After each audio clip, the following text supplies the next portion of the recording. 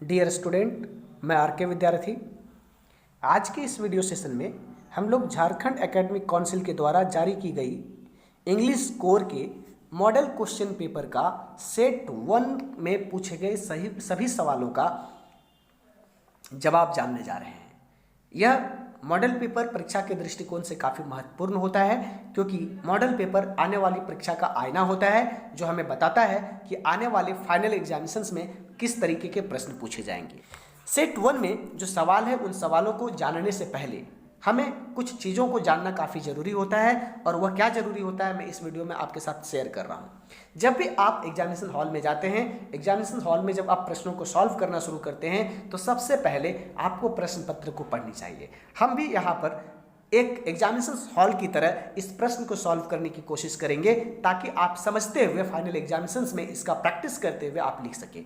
जब भी हम प्रश्नों को सॉल्व करते हैं तो सबसे पहले हम प्रश्नों को पढ़ते हैं, और यहाँ पर जो प्रश्न में दिए जाते हैं उन प्रश्नों को ध्यान में रखते हुए, इन प्रश्नों में दिए गए इंस्ट्रक्शन को ध्यान में रखते हुए हम क्या करते हैं, प्रश्नों को सॉल्व करते हैं। तो चलिए तुरंत हम लोग देखते हैं कि आखिर यह क्या कहता है। इंस्ट्रक्शन में यहाँ पर थोड़ी सी गलती करी हुई है, यहाँ पर मिस्टेक्स है। यहाँ पर मैं आपको बता दूँ कि ये जो एग्जामिनेशन होगा वो कितने घंटे का होगा, 1.5 घंटे का। हालांकि यहाँ पर 1 घंटा लिखा हुआ है, थोड़ा सा मॉडल पेपर में बाय मिस्टेक है, लेकिन ये 1.5 घंटे का समय आपको मिलेंगे।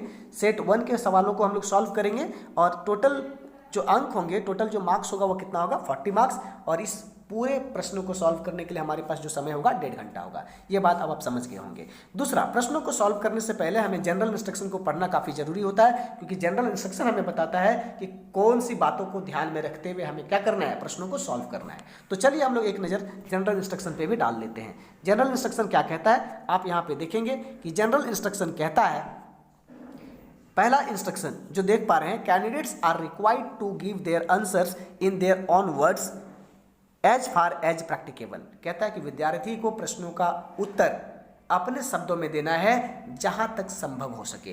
तो पहली बात अब आप समझ गए होंगे कि पहला इंस्ट्रक्शन क्या कहता है, कि आपको किताबी भाषा का इस्तेमाल नहीं करना है, आपको on word means on language में सवालों को लिखने की कोशिश करना मतलब कहता है। दूसरा जो इंस्ट्रक्शन है ये कहता है कि all the answers must be correctly numbered as in the question paper. दूसरा जो कह रहे हैं कि जो इंस्ट्रक्शन है वो कहता है कि जब भी प्रश्नों को सॉल्व करें तब आप क्वेश्चन का नंबर लिखना ना भूलें। जिस क्वेश्चन का आप आंसर दे रहे हैं उस क्वेश्चन का नंबर जरूर लिखें। तीसरा इंस्ट्रक्शन कहता है all parts of a question must be written together. कह रहा है कि जिस भी पार्ट को आप सॉल्व करने जा रहे हैं, सपोज आप पार्ट ए सेक्शन ए को सॉल्व कर रहे हैं तो सेक्शन ए में पूछे गए सवालों को एक ही जगह पर लिखें। सेक्शन बी को जब आप सॉल्व कर रहे हैं सेक्शन बी के सवालों को एक जगह पर रखें। सेक्शन सी आप सॉल्व कर रहे हैं तो सेक्शन सी के सवालों को एक जगह पर रखें। सिमिलरली जिस भी सेक्शन को आप सॉल्व कर रहे हैं उसमें पूछे गए सवालों को आप एक ही जगह पर रखें। और चौथा इंस्ट्रक्शन जो कहता है, वो चौथा इंस्ट्रक्शन क्या कहता है, answer of the question must be in the context of the instruction given there. कहता है कि प्रश्नों का जब आप उत्तर दें तो ये ध्यान रखें कि जो प्रश्न कह रहा है, प्रश्न में जो इंस्ट्रक्शन दिए गए हैं उसको फॉलो करते हुए आप अपने उत्तर को दें। अब मैं इसे समझाना चाहूंगा कि ये क्या कहता है। कई बार बच्चे क्या करते हैं कि उन्हें ये पता ही नहीं चलता है कि हमें कितने शब्दों में आंसर लिखना है, जबकि प्रश्न को सॉल्व करने से पहले ऊपर में इंस्ट्रक्शन लिखा हुआ रहता है कि आपको कितने शब्दों में जवाब देना है। साथ ही साथ ये भी लिखा हुआ रहता है कि इस क्वेश्चन पेपर में ढेर सारे सवाल पूछे गए हैं, लेकिन उन सवालों में से कितने सवालों का आपको जवाब, कि आप जनरल इंस्ट्रक्शंस को बहुत बेहतर तरीके से समझ गए होंगे, है ना। अब हम लोग चलते हैं सीधा सवाल की ओर। सवाल स्टार्ट होता है पैसेज से। सवाल किससे स्टार्ट होता है, पैसेज से, जिसको आप कंप्रहेंशन भी कहते हैं। अब यहाँ पर जो पैसेज पूछा गया वो पैसेज किससे है, अलेक्जेंडर से। तो अलेक्जेंडर कौन था, उसके संबंध में ये पूरी तरह से पैसेज दिया हुआ है कि अलेक्जेंडर कहाँ के थे, उन्होंने किस तरीके से शासन किया, कैसे उनकी डेथ हुई, कैसे उन्होंने जीता, ये सारा चीज़ यहाँ पर जिक्र किया गया है। यहाँ पर मैं आपको लाइन बाय लाइन इस पैसेज का हिंदी नहीं बता पा रहा हूँ क्योंकि वीडियोज काफ़ी लंबी होगी। अगर आप इस पैसेज का लाइन बाय लाइन अगर चाहते हैं तो मैं इसका कंप्लीट सॉल्यूशन भी अपने चैनल पे दूंगा, जहाँ पर आप सारी चीज़ों को लाइन बाय लाइन समझ पाएंगे। इसके लिए आपको करना क्या है कि चैनल को सब्सक्राइब कर देना है। अगर आप हमारे चैनल पर नए हैं तो चैनल को सब्सक्राइब कर दें, ताकि हर एक अपडेटेशन आपको समय समय पर मिलता रहे। मेरे द्वारा दी जाने वाली हर एक मैसेज को समय से आप जान पाएँ और आप अपनी परीक्षा को बेहतर तरीके से इंटरटेन कर सकें। सीधा चलते हैं अभी सवाल की ओर। देखिए सवाल क्या कहता है, answer any 5 questions in short. कहता है कि इस पैसेज से संबंधित जो सवाल पूछे गए हैं वह सवालों की संख्या 5 से अधिक है, लेकिन आपको कितने प्रश्नों का जवाब देना है, किसी 5 प्रश्नों को जवाब देना है। उम्मीद है ये बात आप समझ गए होंगे। अब देखिए सवाल कहता है हु वाज अलेक्जेंडर, अलेक्जेंडर कौन था। तो मैंने यहाँ पर लिखा है Alexander was the ruler of Macedonia in Greece, है ना। कहता है कि अलेक्जेंडर जो है वह एक शासक था, कहाँ का, मैसिडोनिया का, और ये मैसिडोनिया कहाँ पर है, ग्रीस में। दूसरा सवाल कहता whom did Alexander defeat and in which battle। कहता है कि whom did Alexander defeat, कहता है अलेक्जेंडर ने किसे या किसको डिफीट किया, बेटल में नहीं, एक लड़ाई लड़ी थी, और कौन से बेटल में अलेक्जेंडर ने किसे डिफीट किया। कहता है इन द बैटल ऑफ हेडिप्स, हेडिप्स की लड़ाई में पोरुस वाज डिफीटेड, पोरुस को डिफीट किया, किन्होंने डिफीट किया, अलेक्जेंडर ने डिफीट किया। तो यहाँ पर सवाल पूछा था किसे डिफीट किया और कौन से बैटल में डिफीट किया। तो डिफीट किया है किन्होंने, डिफीट किया है अलेक्जेंडर ने, और ये कौन सी लड़ाई में डिफीट किया है, हेडिप्स में, और हेडिप्स में किसको डिफीट किया, पोरुस को। अब कहता है when did he has to go back to Greece, कहता है कि वापस ग्रीक जो है वो कब गया, इन 323 BC। क्वेश्चन नंबर 4 कहता है where and when did he die, कहता है कब और कहाँ उसकी डेथ हुई। He died at Babylon in 323। समझ गए होंगे। अब क्वेश्चन नंबर 5 क्या कहता है, क्वेश्चन नंबर 5 कहता है what were the important consequence of the Greek rule in the north west India. कहता है कि ग्रीक रूल जो है उसका कौन कौन सा कंसिक्वेंस रहा था, और वो कॉन्सिक्वेंस कौन कौन से इंपॉर्टेंट थे। तो देखिए कॉन्सिक्वेंस तो ढेर सारे रहे होंगे, लेकिन पैसेज में जो इंपॉर्टेंट है, जो चर्चा की गई है, उसके बारे में मैंने यहाँ पर जिक्र किया है। कहता है it gave strength to the movement for political unification, एक स्ट्रेंथ दिया लड़ाई को लेकर के, क्रांति को लेकर के, पॉलिटिकल यूनिफिकेशन में। दूसरा, it also mark the beginning of continuous contacts between India and Greece, और अब ये दोनों क्या करने लगे, एक दूसरे देशों के बीच में हमेशा संपर्क में रहने लगे। यह हमारा इंपॉर्टेंट कंसिक्वेंस था। क्वेश्चन नंबर 6, क्वेश्चन नंबर 6 क्या कहता है, देखिएगा गिव द अपोजिट ऑफ, है ना। कहता है कि पैसेज में कुछ शब्द हैं और उस शब्द का अपोजिट आपको बताना है। अपोजिट का मतलब उल्टा होता है, उल्टा आप समझ ही रहे होंगे, अच्छा का बुरा होता है ना। तो यहाँ पर कहता है डिफीट, डिफीट का मतलब होता है हराना, तो हराना का क्या होगा, जीतना। तो यहाँ पर मैंने यहाँ पर दिखलाया है कि डिफीट का जस्ट अपोजिट वर्ड क्या है, ऑन। और दूसरा कहता है रिफ्यूज्ड, रिफ्यूज्ड का मतलब होता है इनकार करना, तो इनकार का दूसरा अपोजिट शब्द क्या होगा, स्वीकार करना। मैंने यहाँ पर लिखा है एक्सेप्टेड, है ना। ध्यान रहे कि अगर पास्ट फॉर्म में पूछा जाए तो आपको वर्ड का जो पास्ट फॉर्म है वही लिखना है। जैसे डिफीटेड जो है वो एक पास्ट फॉर्म है, मैंने यहाँ पर भी पास्ट फॉर्म ही लिखा। अगर ये डिफीट होता तो मैं यहाँ पर विन लिखता, लेकिन डिफीटेड था इसलिए मैंने ऑन लिखा। यहाँ पर रिफ्यूज होता तो एक्सेप्ट लिखता, लेकिन रिफ्यूज्ड है इसलिए मैंने एक्सेप्टेड लिखा। अब ये बात समझ गए होंगे। क्वेश्चन नंबर 7 कहता है make sentences with following words. कहता है कि शब्द दिए गए हैं, उस शब्द से आपको सेंटेंस बनाना है। कितना आसान सवाल दिया है ना। तो यहाँ पर मैं 7वां सवाल सॉल्व कर रहा हूँ, हालांकि आपको मात्र 5 सवाल सॉल्व करने थे। मैं यहाँ पे 7 सवाल इसलिए सॉल्व कर रहा हूँ ताकि आपको काफ़ी सहूलियत हो, आप सभी सवालों के जवाब से परिचित हो सके। एक पहला जो शब्द दिया वो दिया son. Alexander was the son of king Philip. मैंने सन का एक वाक्य बनाया, क्या बनाया, अलेक्जेंडर जो है वह सन था किनका, फिलिप के राजा का। किंगडम, किंगडम का मैंने बनाया India is a big kingdom. आप इसी तरीके से अगर कोई सेंटेंस बनाने के लिए कोई शब्द देते हैं तो आपको बना लेना है, चाहे आप पैसेज से बना सकते हैं और पैसेज के बाहर से भी बना सकते हैं। तो जैसा आपको लगे उसे बनाना है, लेकिन कोशिश ये करिएगा कि अगर पैसेज से आप बनाते हैं तो ज़्यादा सटीक होगा। अब हम लोग चल रहे हैं सेक्शन बी की तरफ में। सेक्शन बी क्या कहता है, थोड़ा सा जल्दी जल्दी एक नज़र डालते हैं। सेक्शन बी कह रहा है कि सेक्शन बी में जो पूछे जाने वाले सवाल होते हैं वह एडवांस राइटिंग स्किल से होता है। यहाँ पर भी एडवांस राइटिंग स्किल्स से ही जुड़े सवाल पूछे गए हैं, और एडवांस राइटिंग स्किल्स में पढ़ना था नोटिस, रिपोर्ट, लेटर एटसेट्रा। यहाँ पर जो सवाल शामिल किए गए हैं टर्म 2 में, वो एक नोटिस होता है, एक रिपोर्ट होता है और एक लेटर होता है। यहाँ पर हम लोग इन्हीं तीनों सवालों का स्टडीज करेंगे और उसके जवाब देंगे। देखिए यहाँ पर कहता है कि जो पहला सवाल है वह पहला सवाल नोटिस से है, लेकिन सवाल को सॉल्व करने से पहले थोड़ा सा इसका इंस्ट्रक्शन को ध्यान देना है, क्योंकि मैं बार बार बोल रहा हूँ कि सवाल को सॉल्व करने से पहले इंस्ट्रक्शन पर आपको जरूर ध्यान देना है। यहाँ इंस्ट्रक्शन कहता है attempt any two of the following questions in not more than 100 words. कहता है कि आपको 2 ही सवाल को अटेंड करना है, हालांकि यहाँ पर 3 सवाल पूछे गए हैं। सेक्शन बी में 3 सवाल पूछे जाते हैं, उस 3 में से किसी 2 सवाल को आपको सॉल्व करना है ना। चलिए अब हम लोग 2 सवाल की जगह पर मैं यहाँ पर 3 सवाल सॉल्व कर रहा हूँ। तीनों सवाल को आपको बता रहा हूँ ताकि आप जो भी सवाल समझ सके, जिस सवाल को आप याद रखना सके, जिस सवाल को आप प्रैक्टिस में लाना चाहे उसको आप ला सकते हैं, है ना। चलिए पहला जो सवाल है उस पर नजर डालते हैं। पहला सवाल कहता है कि you are Rahul oblique Richa the cultural secretary of MB inter college Ranchi, you are going to organise a farewell programme for the students of class 12, write a notice giving relevant information to the students about the programme. साफ कह रहा है कि आप cultural secretary हो MB inter college Ranchi के, आपका नाम राहुल या रिचा है और आपका विद्यालय में, या फिर कह सकते हैं कि आप अपने विद्यालय में एक फेयरवेल प्रोग्राम का आयोजन करने जा रहे हैं क्लास 12th के लिए। इससे संबंधित एक नोटिस लिखिए जिसे नोटिस बोर्ड पर डाला जा सके और उसमें रेलेवेंट जानकारियां दे दें ताकि उस प्रोग्राम से जुड़े हर एक चीज़ों की जानकारी स्टूडेंट को मिल सके। मैंने इसी के आधार पर तैयार किया है। सबसे पहले जब भी हम नोटिस लिखते हैं तो नोटिस लिखने के लिए क्या करते हैं कि जो स्कूल का नाम होता है या कॉलेज का नाम होता है, उस स्कूल और कॉलेज का नाम को सबसे पहले टॉप में लिखते हैं। मैंने यही किया है। आप यहाँ पर देख पा रहे होंगे कि पहले मैंने स्कूल और कॉलेज का नाम लिखा। स्कूल और कॉलेज का नाम का मतलब है कि जो जिस स्कूल और कॉलेज के बारे में कहा जाता है उसी स्कूल कॉलेज का नाम डालते हैं। यहाँ पर हमने यहाँ पर डाला according to notice MB inter college Ranchi. उसके बाद उसके जस्ट नीचे हम लोग क्या लिखते हैं, नोटिस लिखते हैं। वो भी सेंटर पॉइंट पे लिखना है। सेंटर पॉइंट का मतलब लेफ्ट राइट देख करके आपको लिखना है। ऐसा नहीं कि पूरी तरह से लेफ्ट में लिख दिया, पूरी तरह से राइट में लिख दिया तो गलत हो जाएगी।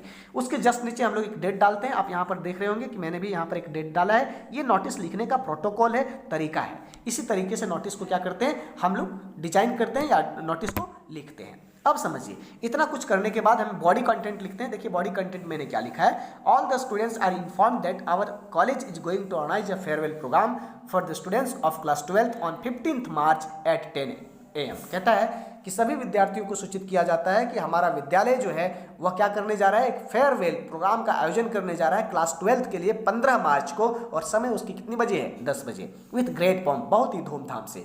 Cultural programme has included in this programme. इस कार्यक्रम में सांस्कृतिक कार्यक्रम को शामिल किया गया है। Interested students want to take participate, जो लोग इस सांस्कृतिक कार्यक्रम में भाग लेना चाहते हैं, inform their name to school cultural secretary till 10th March. तो आप अपना नाम स्कूल कल्चरल सेक्रेटरी को 10 मार्च तक बता दें ताकि आप उस कल्चरल प्रोग्राम में भाग ले सकें। और उसके बाद हम लोग क्या करते हैं, साइन करते हैं। साइन किसके रूप में, जो क्वेश्चन कहता है उसके रूप में। क्वेश्चन क्या बोला गया है, रिचा द कल्चरल सेक्रेटरी। देखिए मैंने कल्चरल सेक्रेटरी है, बाय मिस्टेक यहाँ पर थोड़ा सा आप लिखा गया है, इसको थोड़ा सा रिचा के जस्ट नीचे में जो है ना आप स्टूडेंट एडिटर लिखा हुआ है, तो स्टूडेंट एडिटर नहीं हो करके यहाँ पर क्या होगा, cultural secretary. Student editor by mistake रहा है, ऐसा क्यों हुआ, क्योंकि इसके पहले वाले जो मॉडल सेट थे ना उसमें स्टूडेंट एडिटर की चर्चा की गई थी, तो उसी फॉर्मेट के आधार पर ये बाय मिस्टेक हुई है। तो यहाँ पर आपको ध्यान रखना है कि जो कहा जाता है उसी का नाम रखना है। तो नाम मैंने तो लिखा था लेकिन उसको एडिट करना भूल गया, तो आप नीचे क्या लिखेंगे, स्टूडेंट एडिटर नहीं बल्कि कल्चरल सेक्रेटरी। उम्मीद है ये बात आप समझ गए होंगे। Question number 9, lack of job opportunities in the rural areas is forcing people to migrate to cities. कहता है कि गांव के क्षेत्रों में नौकरियों का अभाव है, रोजगार का अभाव है, जो मजबूर करता है लोगों को शहर आने के लिए। एवरी बिग सिटीज दस has a number of a slum in it, और इसीलिए हर एक बड़े शहरों में स्लम एरियो की भरमार है। Life in this slum is miserable, और इस स्लम एरिया में लोगों का जीवन जो होता है काफ़ी गड़बड़ होती है। Write a letter to the editor of national newspaper. आप एक लेटर लिखिए एडिटर को, जो कौन सा न्यूज़पेपर हो, नेशनल न्यूज़पेपर हो, on how we can improve the living condition in these areas, और उसमें हाईलाइट करिए कि हम किस तरीके से इस एरियाज में, मीन स्लम एरियाज में लिविंग कंडीशंस को इम्प्रूव कर सकते हैं। You are Meena oblique Manish, आप मीना या मनीष हो, और आपका एड्रेस है M-114, मेन रोड रांची। समझ गए होंगे सवाल क्या बोल रहा है। अब देखिए मैंने इसे सॉल्व किया है। कैसे सॉल्व किया जाता है कि जब भी आप लेटर को ड्राफ्टिंग करते हैं तो सबसे पहले हम लोग सेंटर एड्रेस से स्टार्ट करते हैं। हमने भी सेंटर एड्रेस से स्टार्ट किया। सेंटर एड्रेस क्वेश्चन में दिया हुआ है, मैंने उसी क्वेश्चन को लिया। देखिए इसी को हम लोग सेंटर एड्रेस कहते हैं, देख पा रहे होंगे यहाँ पर। तो सेंटर एड्रेस पहले हम लोग लिए, सेंटर एड्रेस के जस्ट नीचे हम लोग डेट लिखते हैं। हमने डेट लिखा, जिस डेट को चिट्ठी को इशू किया जाता है या लिखा जाता है। उसके बाद जिसको चिट्ठी लिखनी होती है उसका डेजिग्नेशन या उसके ऑर्गेनाइजेशन का नाम लिखते हैं। यहाँ पर डेजिग्नेशन क्या है, द एडिटर। मैंने यहाँ पर द एडिटर लिखा क्योंकि द एडिटर को लिखने के लिए कहा गया था। अब कहता है कि नेशनल न्यूज़पेपर को लिखिएगा, तो नेशनल न्यूज़पेपर मैंने चुन लिया। द हिंदुस्तान टाइम्स एक नेशनल न्यूज़पेपर है, इसीलिए मैंने द हिंदुस्तान टाइम्स को चुना। अब उसका जो एड्रेस है मैंने उसका एड्रेस लिखा, लालपुर चौक रांची, और उसका पिन कोड ये मैंने अपने मन से लिया। आपको भी अपने मन से लेना है अगर उसमें कुछ लिखा हुआ नहीं रहता है तो। अब इसके बाद हम लोग क्या करते हैं कि इतना कुछ लिखने के बाद फिर हम लोग सब्जेक्ट लिखते हैं। देखिएगा हमने सब्जेक्ट लिखा। सब्जेक्ट क्या लिखेंगे कि जो सवाल कह रहा है, जिस पर हम चिट्ठी लिख रहे होते हैं उसी को हम सब्जेक्ट के लाइन में लिखते हैं। हमने यहाँ पर लिखा सब्जेक्ट थोड़ा सा बोल्ड लेटर पे लिखेंगे और इसके साथ ही हम हमारा जो इशूज है, हमारा जो मुद्दा है, हमारा जो टॉपिक्स है उसको लिखेंगे। मैंने क्या लिखा, लिविंग कंडीशन इन स्लम एरियाज, मतलब स्लम एरिया में जो लोग रह रहे हैं उसकी लिविंग कंडीशन क्या है उसके बारे में हम लोग यहाँ जिक्र करेंगे। उसके बाद फिर हमने लिखा है सर, आपको भी ऐसे ही लिखना है सर, और उसके बाद हम स्टार्ट करते हैं लिखना चिट्ठी। मैंने देखिए लिखना स्टार्ट किया। क्या लिखा है, through the column of esteemed newspaper, आपके लोकप्रिय अखबार के माध्यम से I would like to draw the kind attention of government and concern authorities towards living condition of slum dwellers. कहता है कि इस चिट्ठी के माध्यम से मैं सरकार का और सरकार से संबंधित या फिर संबंधित अधिकारी का ध्यान आकर्षित कराना चाहता हूं, किसके तरफ, लिविंग कंडीशन इन स्लम एरिया के तरफ, या फिर वहां पर जो निवासी रह रहे हैं, जो रहने वाले लोग हैं, उनकी जो स्थिति है लिविंग की, उसकी तरफ आकर्षित कराना चाहता हूं आपके लोकप्रिय अखबार के माध्यम से। अब हम लोग क्या लिख रहे हैं कि our villagers are running out of job opportunities. कहता है कि हमारे जो गांव होते हैं वह गांव में रोजगार की संख्या जो है वह काफ़ी कम होती है, नहीं के बराबर होता है। That's why they are compelled to migrate to the cities, इसीलिए गांव के लोग मजबूर हो जाते हैं शहर आना, किस चीज़ के लिए, टू सीक द जॉब, नौकरी की तलाश में। But our cities are incapable of giving shelters as well as food, लेकिन हमारा जो शहर है वह भी अनकेपेबल है, सॉरी कह सकते हैं इनकेपेबल है, क्या देने के लिए, शेल्टर और फूड के लिए। ना उसको शेल्टर बढ़िया से मिल पाता है शहर में और नहीं बढ़िया से फूड मिल पाता है टू दिस मैनी माइग्रेंट्स, बहुत सारे माइग्रेंट्स को। The houses in this area are single room. कहता है कि शहरों में जो घर होते हैं, जहाँ पर स्लम ड्वेलर्स है, जहाँ पर माइग्रेंट किए हुए लोग रहते हैं, वहाँ पर एक ही कमरा होता है और सिंगल कमरे में ही उन्हें रहना होता है, विथ नो वेंटिलेशन, और उसमें कोई वेंटिलेशन, हवा आने जाने की कोई जगह नहीं होती है। They do not have to access to safe drinking water, यहाँ तक कि उनको पीने के लिए स्वच्छ पानी भी नहीं मिल पाता है। People use common latrine and, देखिए यहाँ पर लिखा है मैंने, people use common latrine and water tapes. कहता है कि जो लोग हैं स्लम एरिया में रहने वाले लोग, वह कॉमन लेटरिन का इस्तेमाल करते हैं और वाटर टेप्स का इस्तेमाल करते हैं। Often they bath in open places, प्रायः वो लोग खुले स्थानों पर, lanes are narrow that's why water stagnates in open drains. कह रहा है कि वहाँ पर जो नालियाँ होती है वह नालियाँ भी सक्रिय होती है, जिस कारण से जो पानी है, पानी बाहर के जो गड्ढे होते हैं उस गड्ढे में जम जाते हैं। विच इमिट या बैड स्मेल, जिससे क्या होता है, गंदी बदबू आती है। These stagnates water leads to several diseases, और ये ठहरा हुआ पानी, जमा हुआ पानी क्या करता है, कई तरह की बीमारियों को जन्म देता है। People are not able to get treated by the doctors, लोग जो हैं स्लम एरिया के वे लोग सक्षम नहीं है कि डॉक्टर से इलाज करा सके due to lack of money, पैसे के अभाव में।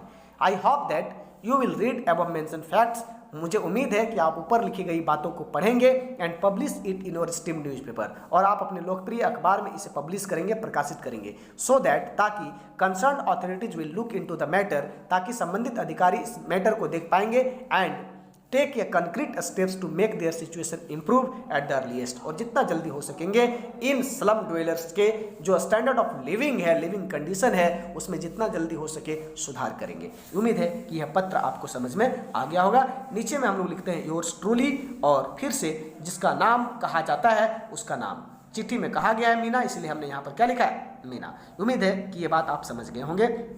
यहाँ पर फिर मैं एक बात बता दूं कि बच्चे यहाँ पर गलतियाँ करते हैं, योर लिखते हैं। आपको योर नहीं लिखना है, योर्स लिखना है ना।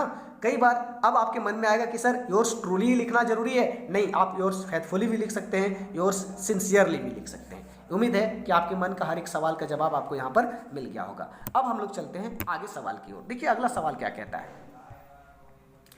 कहता है क्वेश्चन नंबर 10 जो है, क्वेश्चन नंबर 10 हम आपके सामने रख रहे हैं।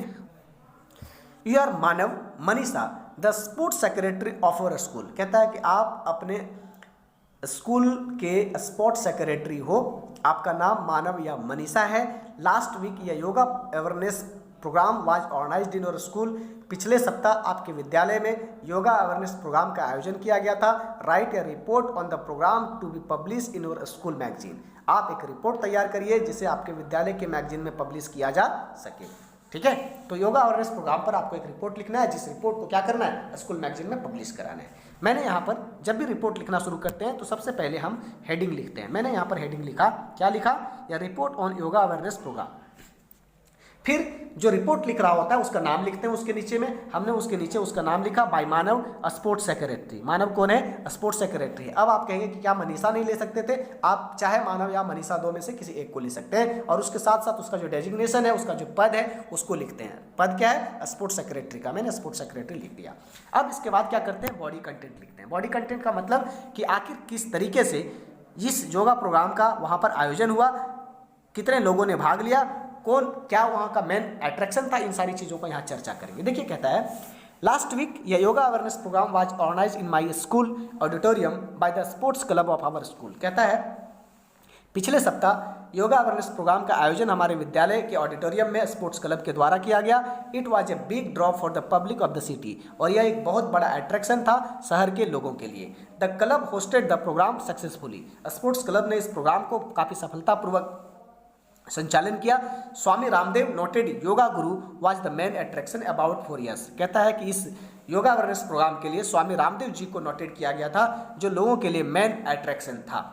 About 1000 young boys and girls received intensive training under the guidance और under his guidance। तो कहता है कि 1000 के लगभग बच्चे बच्चियों ने बाबा रामदेव के मार्गदर्शन में प्रशिक्षण लिया।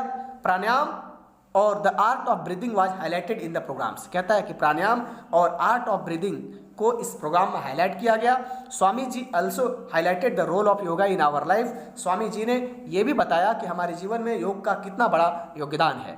The programme was held for 3 days। इस कार्यक्रम का आयोजन 3 दिनों के लिए किया गया था। On the last day Swami ji called upon the students to adopt it in the way of life. अंतिम दिन स्वामी रामदेव ने विद्यार्थियों से कहा कि योग को आप अपने जीवन में शामिल कर लें। In the program all the participants were seen happy. इस कार्यक्रम में सारे लोग जो भी पार्टिसिपेंट थे वो सारे के सारे लोग काफ़ी खुश दिखे। They were admiring the members of the club and organiser. कहता है कि वे लोग क्लब के लोगों की प्रशंसा कर रहे थे और आयोजक की तारीफ कर रहे थे। या lot of people inspired through yoga and Baba Ramdev. कहता कि ढेर सारे लोग बाबा रामदेव और योग से क्या हो गए, इंस्पायर्ड हुए। They promise to adopt it in the way of their life, daily life. और उन लोगों ने वादा किया कि योग को अपने दैनिक जीवन में अपनाएगा। They learn that through yoga they can remove stress. उन लोगों ने सीखा, क्या सीखा, कि योगा के माध्यम से हम रिमूव कर सकते हैं, हटा सकते हैं, किसको, स्ट्रेस को, फियर को, टेंशन को and different types of disease को। The programme came to close with the distribution of certificate. और प्रोग्राम का अंत हो गया सर्टिफिकेट को बांटकर। मतलब कार्यक्रम के अंत में सर्टिफिकेट को बांटा गया और इस तरीके से कार्यक्रम की क्या हुई, समाप्ति हुई। इस तरीके से आप इस रिपोर्ट को भली भांति बहुत बेहतर तरीके से समझ गए होंगे। अगर आप हमारी चैनल पर नए हैं तो आप चैनल को सब्सक्राइब कर दें और अपने दोस्तों के साथ ज़रूर शेयर करें ताकि उन्हें भी इन सभी सवालों का जवाब प्रॉपर तरीके से मिल सके। और कई बार ऐसा होता है कि मॉडल सेट से जो सवाल होते हैं इसी सवाल को फाइनल एग्जामिनेशन में भी रिपीट कर दिया जाता है। तो कहीं ना कहीं मैं आपको सजेस्ट करूंगा कि आप मॉडल प्रश्न पत्र का हर एक सवालों को बेहतर तरीके से प्रैक्टिस करके जाएं और आपकी बेहतर रिजल्ट की कामना को लेते हुए हम आपके साथ सभी मॉडल पेपर्स का जो सॉल्यूशंस है वो प्रस्तुत किए हैं ताकि आप किसी भी प्रश्नों का सॉल्यूशन सॉल्यूशन जो है वो छूटे नहीं। आप सभी प्रश्नों का जवाब बिना किसी हेजिटेशन का, बिना किसी हिचकिचाहट का दे सके। अब हम लोग चलते हैं सेक्शन सी की तरफ में। सेक्शन सी देखिए क्या कहता है। सेक्शन सी में हमारा जो सवाल पूछे जाते हैं वो बुक से पूछा जाता है। हमारे पास क्लास 12th में 2 बुक है, फ्लेमिंगो और विस्टास। तो फ्लेमिंगो और विस्टास से जो सवाल शामिल किए जाते हैं वह सवाल सेक्शन सी में ही शामिल किए जाते हैं। अब सवाल को सॉल्व करने से पहले इसका इंस्ट्रक्शन को हम लोग पढ़ते हैं। कहता है attempt any 5 of the following questions, right answer in not more than 50 words. कहता है कि आपको 5 सवाल को अटेम्प्ट करना है और ध्यान रहना है कि वो जो सवालों का जवाब आप देंगे वह 50 वर्ड से अधिक नहीं हो। चलिए अब हम लोग यहाँ पर चलते हैं सवाल की ओर। पहला सवाल कहता है name the poet of the poem a thing of beauty, list the things of beauty mentioned in the poem. कहता है कि ए थिंग ऑफ ब्यूटी के पोएट का नाम को लिखें और पोएट ने जिन जिन चीज़ों का यहाँ जिक्र किया है इस कविता में ब्यूटीफुल थिंग्स के रूप में उसको आप वर्णन करें। हमने यहाँ पर लिखा है कि the sun, the moon, old and young trees, beautiful daffodils, flowers and clear rills are mentioned in the poem as the thing of beauty। कहता है कि कवि ने इस अपने कविता में ब्यूटीफुल थिंग्स के रूप में द सन को, the moon, old and young trees, beautiful daffodils, flowers and clear rills को शामिल किया है। साथ ही साथ इस कविता के कवि का नाम जॉन कीट्स है। तो आपको लिखना है the name of the poet of this poem is John Keats, जो यहाँ पर मैंने नहीं लिखा है। उम्मीद है कि ये बात आप समझ गए होंगे। आगे चर्चा करता है क्वेश्चन नंबर 12। क्वेश्चन नंबर 12 कहता है what was the play of the folk who had put up the road side stand. कहता है कि जो सड़क के किनारे जो लोग ढेर बनाए हुए हैं वो लोग कौन हैं और क्या वहाँ पर सेल करते हैं। तो हमने यहाँ पर जवाब लिखा है the man who had put up the road side stand their economic condition is not good. कहता है व्यक्ति जो रास्ते के किनारे अपना रोड साइड स्टैंड लगाए हुए हैं उनकी आर्थिक स्थिति अच्छी नहीं है। That's why they open A small shop, इसलिए वो क्या करते हैं कि रास्ते के किनारे एक छोटा सा दुकान खोल लेते हैं to earn some money from the passenger, ताकि जो राहगीर हैं उससे कुछ पैसे अर्न कर सके। They sell eatables and seasonal fruits and vegetables, वे क्या करते हैं कि समय समय पर सीजनल फ्रूट्स और वेजिटेबल्स के साथ साथ इटेबल्स को सेल करते हैं। दे विश्ड, वे ऐसा कामना करते हैं the city people would stop there, शहर के लोग वहाँ पर ठहरेंगे and buy something from them, और वहाँ से वो लोग कुछ खरीदेंगे। इसी आशा उम्मीद के साथ वो लोग क्या करते हैं कि रास्ते के किनारे अपना एक दुकान खोल लेते हैं। क्वेश्चन नंबर 13 क्या कहता है, देखिए हु वाज एडला, what doubts did she have about the peddler. कहता है कि एडला कौन है और एडला को पैडलर को लेकर के क्या क्या डाउट्स है। अब यहाँ पर देखेंगे कि एडला के बारे में हम लोग क्या जानते हैं कि जो एडला है वो एक प्रोमिनेंट आयरन मास्टर की बेटी है, और ये प्रोमिनेंट आयरन मास्टर कहाँ का है, स्वीडन का। मैंने लिखा है Edla was the daughter of prominent iron master of Sweden. Edla prominent iron master की बेटी है। When Edla went to iron mill, जब एडला आयरन मिल में गई to fetch the peddler, peddler को लाने के लिए, she noticed that he was frightened, तो उन्होंने क्या नोटिस किया कि पैडलर डरा हुआ था। सी हैड डाउट्स दैट, उसे यह शक हो गया, ही हैड स्टॉलन समथिंग और एस्केप्ड फ्रॉम द जेल, या फिर यह कुछ चुराया है या किसी जेल से भाग करके आया है। ये डाउट्स एडला को हो गया। क्वेश्चन नंबर 13 समझ गए होंगे। क्वेश्चन नंबर 14 हम लोग सॉल्व करेंगे। क्वेश्चन नंबर 14 क्या है ये आप देखेंगे। क्वेश्चन नंबर 14 कह रहा है who was Rajkumar Shukla, why is he described as being resolute. कहता है कि राजकुमार शुक्ला कौन था और उसे दृढ़ निश्चयी क्यों कहा गया है। कहता है कि Rajkumar Shukla was the poor sharecropper of Champaran. Rajkumar Shukla Champaran का एक बटाईदार किसान है, गरीब बटाईदार किसान था। He wanted Gandhi ji to fix a date, वो गांधी जी से एक फिक्स तिथि चाहते थे ऑफ विजिट टू चंपारण, ताकि गांधी जी चंपारण विजिट कर सके। But Gandhi ji could not commit himself, लेकिन गांधी जी खुद से निर्णय नहीं कर पा रहे थे, because he had many appointments, क्योंकि उसके पास ऑलरेडी बहुत सारा अपॉइंटमेंट्स था। Rajkumar Shukla is described as being resolute. Rajkumar Shukla को बीइंग रिसोल्ट कहा जाता है क्योंकि he did not leave Gandhi ji till he fix a date, तब तक उन्होंने गांधी जी को नहीं छोड़ा जब तक कि गांधी जी ने राजकुमार शुक्ला को एक फिक्स डेट नहीं दिया। इसीलिए राजकुमार शुक्ला को क्या बोला जाता है, डिस्क्राइब्ड एज बीइंग रिसोल्ट कहा जाता है। Question number 15। क्वेश्चन नंबर 15 क्या कहता है कि देखेंगे। कह रहा है question number 15, Sophie and जेंसी were classmates and friends, What were the difference between them that show up in the story। Question number 15 की तरफ नजर डालिए। क्वेश्चन नंबर 15 कहता है कि सॉफी और जेंसी क्लासमेट्स हैं, आपस में दोस्त हैं, उन दोनों में क्या डिफरेंस है। तो दोनों में आसमान जमीन का अंतर है। कहता है इसलिए आसमान जमीन का अंतर है कि सॉफी एक ड्रीमिंग गर्ल है, मतलब हमेशा सपना देखते रहती है, जबकि जो जेंसी है वह एकदम सीधी सादी लड़की है। देखिए मैंने लिखा है Sophie was a day dreaming girl, Sophie हमेशा सपना देखते रहती है। सी इंडल्ज इन फैंटासी, वो हमेशा काल्पनिक जीवन में रहती है। हर ड्रीम्स वर वेल्ड, उसके जो ड्रीम्स हैं वो क्या है, पूरी तरह से काल्पनिक है, इम्प्रैक्टिकेबल है एंड इम्पॉसिबल है। She dreamed of having a boutique, वह सपना देखती है कि उसका एक बुटीक हो। She would be a manager and actress और या फैशन डिजाइनर, वो चाहती है कि वह आगे चल करके क्या बन जाएगी, एक मैनेजर बन जाएगी या फिर एक एक्ट्रेस बनेगी या फिर फैशन डिजाइनर बन जाएगी। इस तरह के सपने जो है वो कौन देखती है, सोफी देखती है। जबकि Jansie was a simple girl and down to earth, Jansie एक सीधी सादी लड़की है। She did not have any dreams because she knew, सब जेंसी का कोई ड्रीम्स नहीं है क्योंकि वह जानती है that she belong to a lower middle class family, कि वह एक लोअर मिडिल क्लास फैमिली से बिलोंग करती।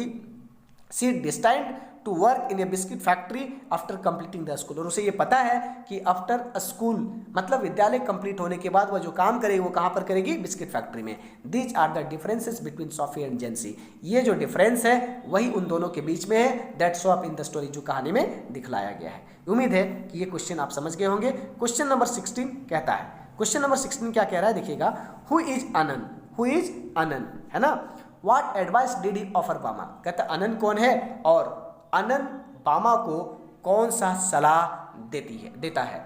आनंद इज द ब्रदर ऑफ बामा, आनंद बामा का भाई है। आनंद टोल्ड बामा, आनंद बामा को कहा that only education could help them learn some respect in the society, कि शिक्षा ही एक ऐसा माध्यम है जिसके माध्यम से आप समाज में कुछ रिस्पेक्ट को अर्न कर सकते हैं। These words had a very deep impact on her, और यह शब्द जो है वह बामा पर काफ़ी गहरा छाप छोड़ता है। सी स्टडीड वेरी हार्ड, वो काफ़ी मेहनत करके पढ़ती है।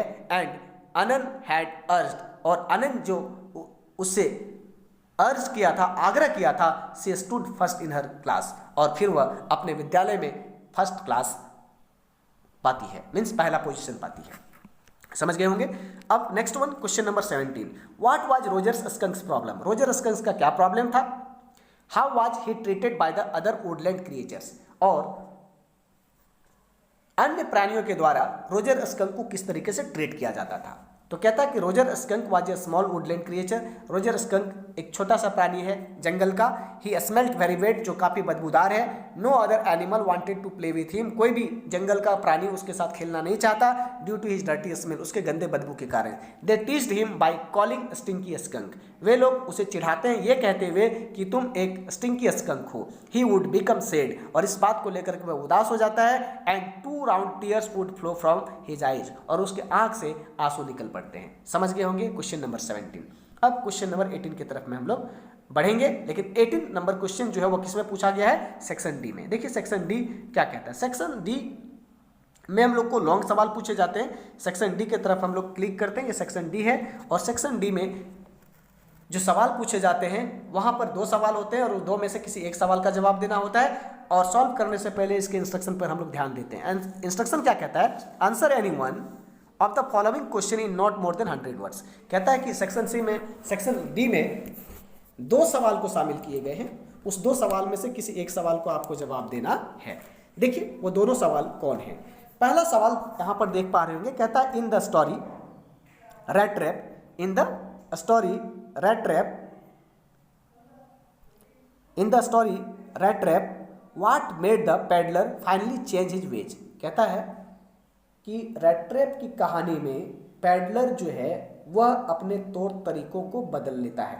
ठीक है, तो वह कौन से तौर तरीकों को बदल लेता है जो कहानी में दिखलाया गया है, जिसका आंसर आपको लिखना है। तो यहाँ पर हम आपको बताना चाहेंगे स्टूडेंट्स कि पैडलर के पास जो बैड हैबिट्स था, उस बैड हैबिट्स को वह चेंज करने का डिसीजन लेता है जब एडला उसके साथ बेहतर तरीके से ट्रीट करती है, बेहतर तरीके से व्यवहार करती है। देखिए कहते हैं Edla's kindness and caring behaviour finally made the peddler change. कहता है कि एडला का काइंडनेस, उनका केयरिंग और उनका व्यवहार जो है पैडलर के तौर तरीकों को चेंज कर देता है। The peddler believed in giving back to the treated what he received from it. कहता है कि पैडलर को ऐसा विश्वास था, ऐसा वो मानता था कि लोग उसके साथ उसी तरह का व्यवहार करते हैं जिस तरीके का व्यवहार उसके साथ किया जाता है, और ऐसा ही चीज़ उन्होंने पूरे वर्ल्ड से पाया था। दुनिया में जहाँ पर भी वो गया था, एक रेट ट्रैप को सेल करने के लिए उनके साथ एक अच्छा व्यवहार नहीं किया गया था। He was always treated with contempt and hostility and so he never did anything good. उसके साथ हमेशा जो है ना गड़बड़ तरीके से व्यवहार किया गया था, इसीलिए उसे ऐसा उम्मीद नहीं था कि उसके साथ कुछ अच्छा व्यवहार हो सकता है। However as Edla had treated him with the love and respect befitting a captain when she knew that he was a poor vagabond. कहता है कि एडला ने उसके साथ बहुत बेहतर तरीके से ट्रीट किया, जबकि एडला जानती थी कि यह एक पुअर वगाबंड है, लेकिन उसके साथ जो ट्रीट किया गया, उसके साथ जो व्यवहार किया गया, वह एक कैप्टन की तरह उसके साथ व्यवहार किया। ही डिसाइडेड टू चेंज, जो इस व्यवहार से वह काफ़ी इम्प्रेस हुआ, प्रभावित हुआ, एंड उन्होंने निर्णय लिया। So he decided to change his ways and live with dignity and respect. उन्होंने ये ठान लिया कि अब आगे जीवन में हम किसी तरह का, कह सकते हो, मिसबिहेव किसी के साथ नहीं करेंगे और पूरी ही सम्मान के साथ, पूरी ही डिग्निटीज के साथ अपने जीवन को आगे लीड करेंगे।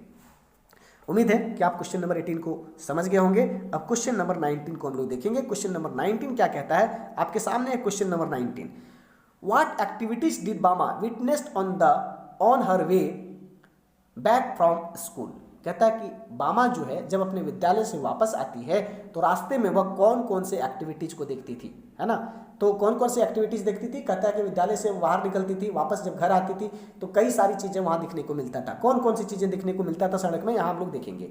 बामा took half an hour to 1 hour to cover a distance of 10 minutes walk from her school to her home.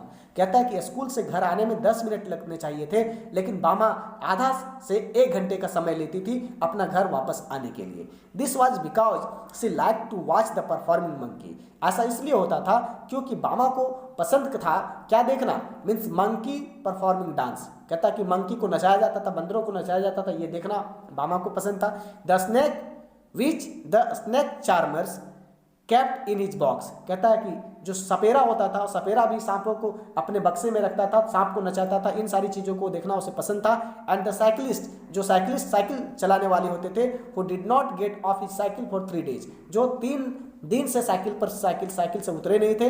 And other interesting activities, और अन्य भी कई रुचिकर एक्टिविटीज जो होते थे, उन एक्टिविटीज को देखते हुए वापस आती थी। और यही सारा एक्टिविटीज वह विद्यालय से वापस घर आने के दौरान देखती थी। उम्मीद है कि आप सेट 1 में पूछे गए सभी सवालों के जवाब को सीख गए होंगे। अगर आप हमारे चैनल पर नए हैं तो चैनल को सब्सक्राइब कर दें, अपने दोस्तों को शेयर कर दें, ताकि समय समय पर हमारे द्वारा दी जाने वाली हर एक स्टडी मटेरियल्स आपको समय से मिलता रहे।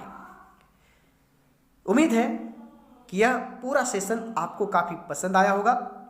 अगर पसंद आया है तो आप हमें अपने कमेंट बॉक्स में ज़रूर बताएं कि यह लेसन आपको कैसा लगा। बहुत बहुत धन्यवाद आपका। साथ ही साथ मैं आपके बेहतर रिजल्ट की कामना करता हूं।